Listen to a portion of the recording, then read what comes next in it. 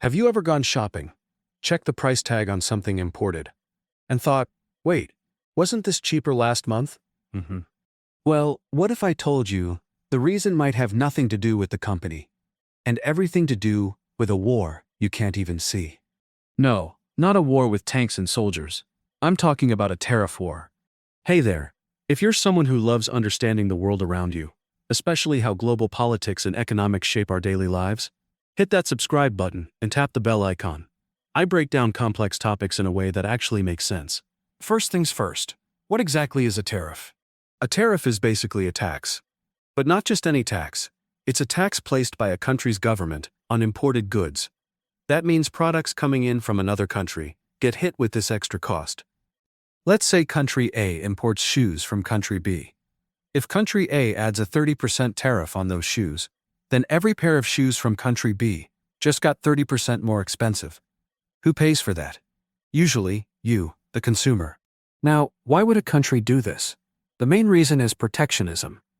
By making imported goods more expensive, the government is trying to encourage people to buy local products instead. This helps local industries compete and survive, especially if foreign goods are cheaper due to low labor or production costs. But here's where things start to heat up, and why you clicked on this video. What happens when two countries start using tariffs to fight each other? Imagine this. The United States says to China, "Hey, your products are flooding our markets and hurting our local businesses. We're slapping tariffs on $100 billion worth of your goods." China replies, "Oh yeah? Then we'll hit you back with tariffs on your agricultural exports, tech products, and cars." That's a tariff war, when two or more countries retaliate with increasing tariffs on each other's imports in an attempt to gain an economic edge or pressure the other side to change policies. It's a kind of economic warfare, no bombs, just taxes. But who really gets affected in a tariff war? You might think it's just governments or big corporations. But the reality is, everyday people feel the pain the most. Here's how. Higher prices. Tariffs raise the cost of imported goods. That means your smartphone, your groceries, your car, all could cost more. Job losses. If exports slow down because of high tariffs, companies may lose money and lay off workers. Business uncertainty. When companies can't predict trade conditions, they hesitate to invest, hire, or expand. Global slowdown. Countries are economically connected.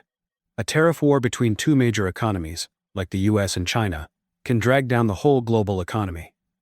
Let's take a real-world example. The US-China trade war that started in 2018.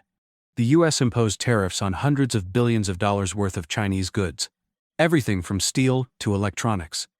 China hit back with tariffs on American soybeans, cars, and machinery. The result? American farmers struggled to find buyers. Chinese tech companies paid more for components. Consumers in both countries ended up footing the bill. Global markets reacted with volatility. And despite all this, neither country really won. That's the thing about tariff wars. They often end in a lose-lose situation. So, why do countries still engage in them? Sometimes it's about national pride, political pressure, or using economic tactics to push another country to change behavior, like intellectual property rules, labor practices, or trade imbalances. But most economists agree, long-term tariff wars are bad for business, bad for consumers, and bad for global stability. Let's recap. A tariff is a tax on imports. A tariff war is when countries retaliate by raising tariffs on each other's goods. It's meant to protect local industries, but often ends up hurting consumers, businesses, and even global trade. So next time you hear on the news that country A has imposed tariffs on country B, you'll know exactly what's going on and how it could affect your wallet. If you found this explanation helpful, do me a quick favor, like this video, share it with a friend, and drop a comment below telling me which topic you want me to explain next. And remember, economics may sound boring in school, but it's actually the story of how the world works. Stick with me, and you'll never be confused again. Thanks for watching, and I'll see you in the next one.